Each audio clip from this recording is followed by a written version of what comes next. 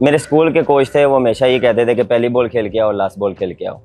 जो मेरे लिए एडवाइस थी वो, जो मुझे बाद में पता लगी कि इसका मतलब क्या है। कोचिंग एडवाइस तो ऑब्वियसली जिस तरह आपने खुद बोला कि अंडर 16 से मैं बहुत ज़्यादा कोचेस के अंडर खेला हूँ। मुझे लगता है कि जब मैं इंटरनेशनल में आया था तो मिकी का जो रोल था मेरे लिए सबसे इम्पोर्टेंट था, क्योंकि एक फादर फिगर चाहिए था उस टाइम। और वो जो हमें एडवाइस करते थे, ऑब्वियसली उस टाइम मुझे इतना समझ नहीं आती थी कि वो जो बातें कर रहा था, लेकिन अब उस स्टेज पे मैं आया हूँ कि जो वो बातें कर रहे थे तो वो मेरे लिए बहुत ज़्यादा फ़ायदेमंद था। सबसे पहले तो उन्होंने मुझे सेल्फ बिलीव का बोला था। उस टाइम तो मेरा बहुत हाई था, लेकिन जब आपका डाउन्स एज ए कैरियर आपका थोड़ा सा डिप आता है, तो उसके बाद जब आपको सेल्फ बिलीव चाहिए होता है, तो वो मुझे बाद में याद आया कि यार वो जिस तरह मिकी उस टाइम सेल्फ बिलीव की बात करता था, क्योंकि उस टाइम परफॉर्मेंस हो रही थी तो आपको इतना ज़रूरत नहीं होती, लेकिन जब आपका थोड़ा डिप आता है परफॉर्मेंस में तो वो सेल्फ बिलीव आपका बहुत हाईलाइट करता है। मेरे ख्याल से जिस तरह सैम केल के आ रहा है 2-3 साल से मैं उसके साथ हूँ, अभी मेरे 6-7 महीने हो गए उसके साथ, तो केल के मज़ा आ रहा है उसके साथ।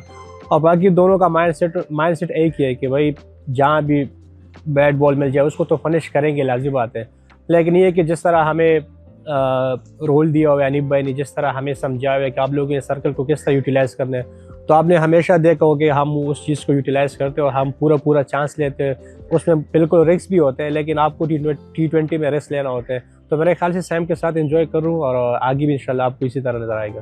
देखिए, डिपेंड करता है सिचुएशन के हिसाब से, टीम क्या रिक्वायर कर रही है, क्या सिचुएशन चल रही है, किस तरह लेके चलना है, किस तरह किस टाइम पे डोमिनेट करना है, वो ऑन द डे आप जो है वो वहाँ पे प्लान करते हैं। एक टीम का प्लान होता है, एक पर्सनल प्लान होता है, तो हम मोस्टली कोशिश करते हैं कि टीम का प्लान को फॉलो करें। तो मोस्टली पॉजिटिव रहते हैं, always look for runs, boundaries. आपको पता है एंटरटेनमेंट है T20, तो कोशिश करते हैं कि लोगों को एंटरटेन किया जाए। मैं इतनी ज़्यादा क्रिकेट खेल चुका हूँ कि आपको बैट्समैन से भी पता चल जाता है जब आप उसको देख रहे हो कैसा खेल रहा है, और उसके अलावा आपको कंडीशन भी बता देती है कि दूसरी टीम इस टाइम क्या चाहती है। सिचुएशन और कंडीशन के लिहाज से आपको पता चल जाता है कि दूसरी टीम क्या चाहती है।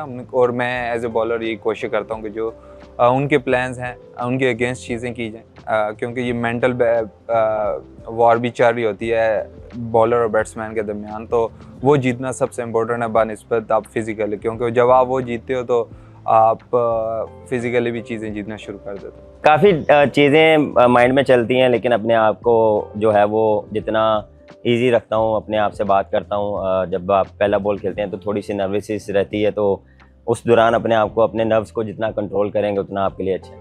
पहला बॉल पैस करना भी एक टेंशन वाली बात है, लेकिन ये है कि अगर आप जब एक पहला बॉल पैस करो तो सारा वो जो क्या कहते हैं जो प्रेशर है वो बिल्कुल उतर जाता है। लेकिन मैं हमेशा पहला बॉल पैस करता हूँ, चाहे डोमेस्टिक में हो, चाहे क्लब क्रिकेट में हो, चाहे इंटरनेशनल क्रिकेट में हो, तो ये शुरू से ही ऐसा है। लेकिन आपको शुरू के अगर 1-2 बॉल मिल जाए तो काफ़ी कॉन्फिडेंस मिलता है और आपसे प्रेशर भी उतर जाते हैं। देखिए, एक तो कलमे पढ़ने हैं और उसके बाद आप देखना है कि जो बैट्समैन एग्रेसिव भी हैं, लेकिन उनकी ऐसी वीकनेस तो ऑब्वियसली होंगी।